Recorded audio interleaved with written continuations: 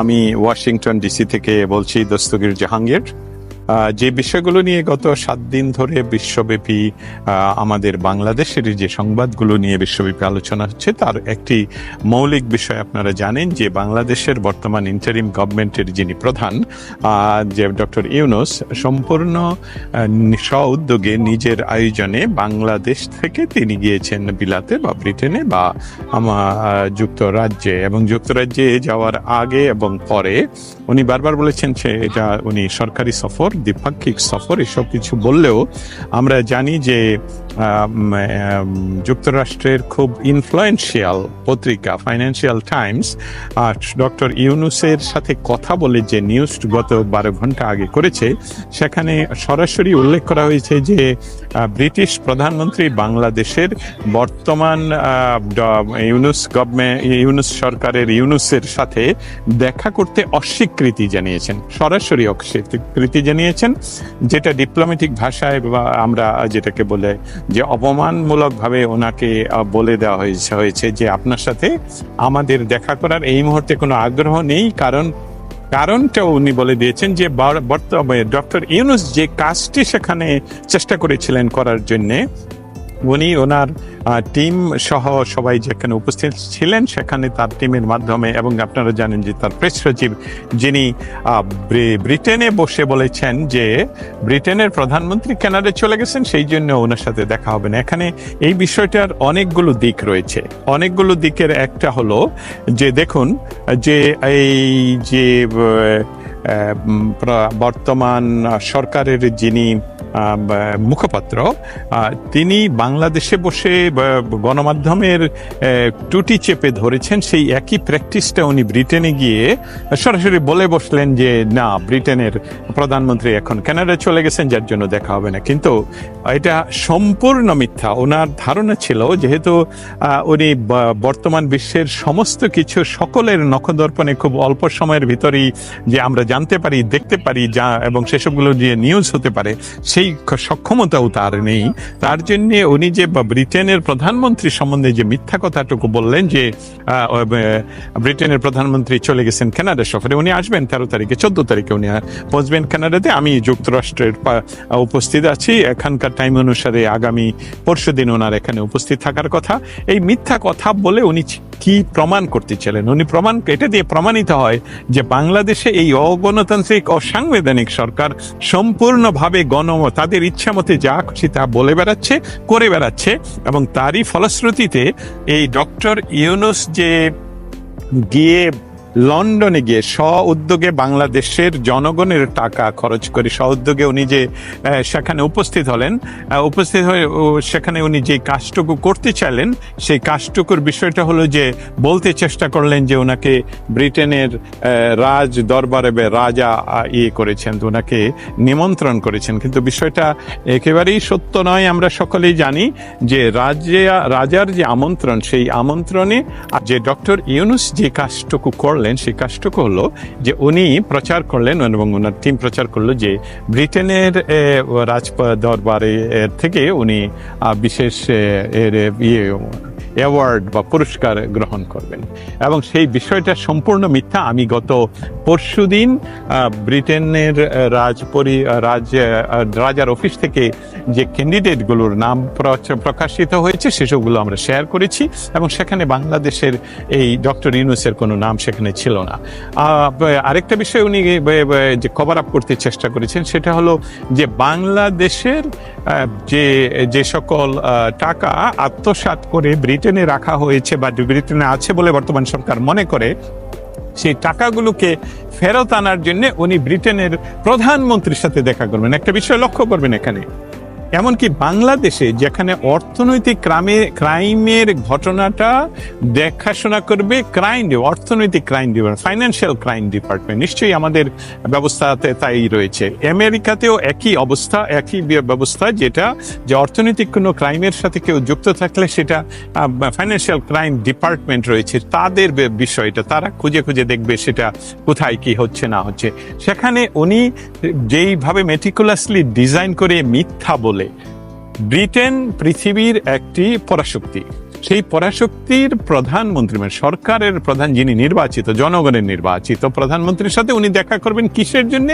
যে বাংলাদেশ থেকে তথাকথিত যে টাকাগুলো তারা মনে করে যে ব্রিটেনে আছে সেটার জন্য উনি দেখা করে এই যে একটা তাল বাহানার বিষয়, এই যে একটা কভার আপ করবে, যে শাক দিয়ে মাছ ঢাকার বিষয়, সেটা প্রধানমন্ত্রী সরাসরি উনাকে বলবো যে উনি অস্বীকার করেছেন। উনি বলে দিয়েছেন যে আপনার সাথে আমাদের, এটা আমি বলছি আমার ভাষা দিয়ে, এটা ডিপ্লোম্যাটিক ভাষা দিয়ে নয়, যে আপনি যেহেতু বাংলাদেশের অনির্বাচিত সরকার এবং এই সরকারের যে কথা নিয়ে আপনি বলতে চান আমার সাথে কথা, সেটা আমার সাথে প্রধানমন্ত্রীর সাথে কথা বলার কি রয়েছে?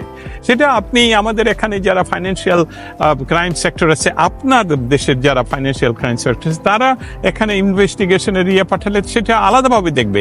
আমরা করব ডিপ্লোম্যাটিক কথাবার্তা, এবং বাংলাদেশের এই মুহূর্তে নির্বাচিত সরকার ছাড়া আমরা কার সাথে কথা বলবো? অতএব ওনাকে অস্বীকার করে দেওয়া হয়েছে, ওনাকে আসলে বাতিল করে দেওয়া হয়েছে, যে ওনার রিকোয়েস্ট বাতিল করে দেওয়া হয়েছে। এখন আরেকটা বিষয় এখানে তুলে ধরতে চাই, যে বিষয়টা আপনারা জানেন যে একটি দেশের সরকার প্রধান অন্য একটি দেশে গিয়ে তারপর রিকোয়েস্ট পাঠায়নি, তারা যাওয়ার বহু আগেই সেই দেশের সরকার প্রধানের সাথে তার যে সাক্ষাৎ করার যে আয়োজন, সেই আয়োজনটা তারা আগেই করে এবং সেই সব সুনির্দিষ্ট টাইম নির্ধারণ থাকে। এটা এরকম না যে আমি লন্ডন গেলাম, লন্ডন গিয়ে তারপর রিকোয়েস্ট করলাম যে হ্যালো প্রধানমন্ত্রী সাহেব, আমি এখানে উপস্থিত আছি, আপনার সাথে কি একটু দেখা করতে পারি? It's not like that. এবং এটা আছে সকলেরই জানা।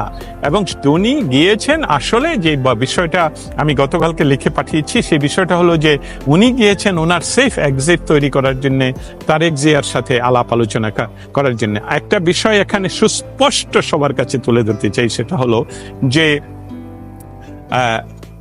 সেখানে বাংলাদেশের যে বর্তমান সরকার, যিনি ক্ষমতা দখল করে বসে আছেন, অনির্বাচিত সরকার, সেই সরকারের প্রধান, বর্তমান বাংলাদেশ সরকারের প্রধান অনির্বাচিত অসাংবিধানিক, তিনি সরকারের টাকা খরচ করে একটি রাজনৈতিক দলের প্রধানের সাথে দেখা করতে বিদেশ ভ্রমণ করবেন, এইটা তো কোনো গণতান্ত্রিক কাজ নয় এবং এটা আইনগত কোনো ভিত্তি নয়। এবং এটার জন্য ভবিষ্যতে যে কোনো নির্বাচিত সরকার বাংলাদেশে ওনার বিচার করতে পারেন, কারণ এটা ওনার এজেন্ডায় থাকার কথা নয়। বাংলাদেশের সংবিধান যেহেতু সমুন্নত রয়েছে, বাংলাদেশের সংবিধান যেহেতু বাতিল বলে গণ্য করা হয়নি বা বাতিল করা হয়নি, অতএব এই সংবিধানের অনুসারে উনি যে কোনো উপায়ে ক্ষমতা গ্রহণ করেছেন। আপনি জানেন যে ক্ষমতা গ্রহণ করার জন্য উনি বিচারপতিদের সাইন নকল করেছেন।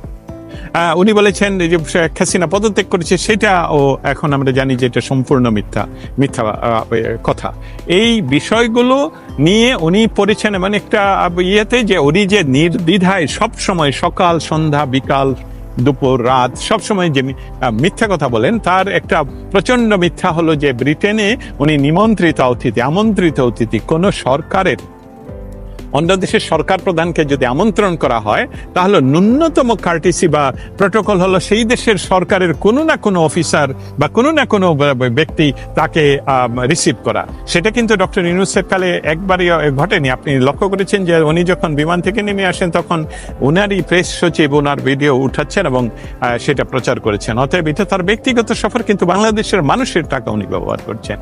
এবং সেখানে আসলে গিয়েছেন তারেক জিয়ার সাথে কথা বলার জন্য, যাতে করে যে তারেক জিয়াকে বা বিএনপিকে ক্ষমতায় বসানো হলে যাতে তাদের এই টিমটাকে, তাদের এই ডাকাত টিমটাকে একটা সেফ এক্সিট দেওয়া হয়, এর বাইরে অবশ্যই কিছু না।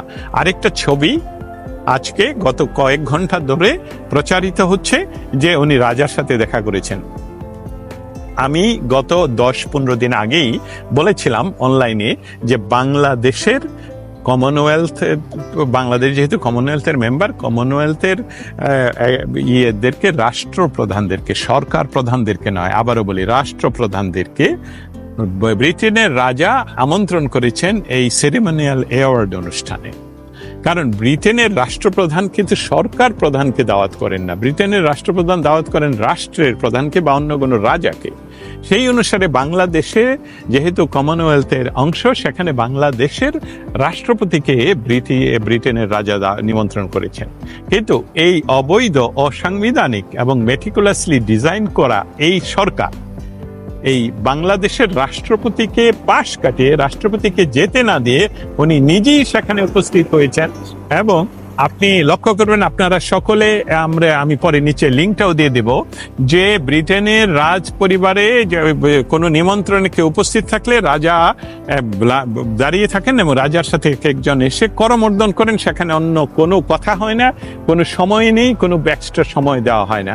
সেখানে শুধু হ্যালো, আমরা যদি বলি আসসালামু আলাইকুম এরকম, hello how are you, that's it. এবং সেই ছবিটা এখন আপনারা সেখানে কমনওয়েলথ সহ বিভিন্ন দেশের রাষ্ট্রপ্রধানরা যে রাজ দরবারে উপস্থিত ছিলেন সেটার ছবি আপনারা ওয়েবসাইটে পাবেন, এবং আমিও লিঙ্ক শেয়ার করার চেষ্টা করব। সেইটা এখন প্রচার করা হচ্ছে, রাজার সাথে দেখা হয়েছে। এই সবগুলোই হলো মেটিকুলাসলি ডিজাইন করে উনি রাষ্ট্র ক্ষমতাকে প্রলং করার জন্য। কারণ উনি যদি যেহেতু বিচারপতির সাইন নকল করে শপথ গ্রহণ করেছেন আমাদের বর্তমান বাংলাদেশের প্রচলিত সংবিধান অনুসারে, অতএব অবশ্যই সেই সংবিধানে লিখিত রয়েছে 90 দিনের মধ্যে নির্বাচন দিতে হবে, এবং সেটা না দিয়ে উনি অসাংবিধানিক কাজ করেছেন, যেটা অসাংবিধানিকভাবে ক্ষমতা নিয়েছেন। এখন ওনার ব্রিটেন যাওয়ার মৌলিক কারণটা হলো তারেক জিয়ার সাথে দেখা, যেটা 13 তারিখে হওয়ার কথা রয়েছে। এবং তারেক জিয়ার সাথে ইতিমধ্যে আপনি জানেন বাংলাদেশ থেকে আরো নেতৃবৃন্দ বিএনপির তারা যাচ্ছে সেখানে। গতকালকে আপনারা যারা ফেসবুকে আমাকে লক্ষ্য করছেন বা সামাজিক মাধ্যমে এক্স হ্যান্ডেলে অথবা ইউটিউবে, আপনারা জানেন যে আমি গতকালকে এটা নিয়ে বিস্তারিত লিখেছি যে ডক্টর ইউনূস তারেক জিয়াকে কি ধরনের প্রস্তাব করবে এবং তারেক জিয়ার কাছ থেকে বিএনপির কি ধরনের প্রস্তাব।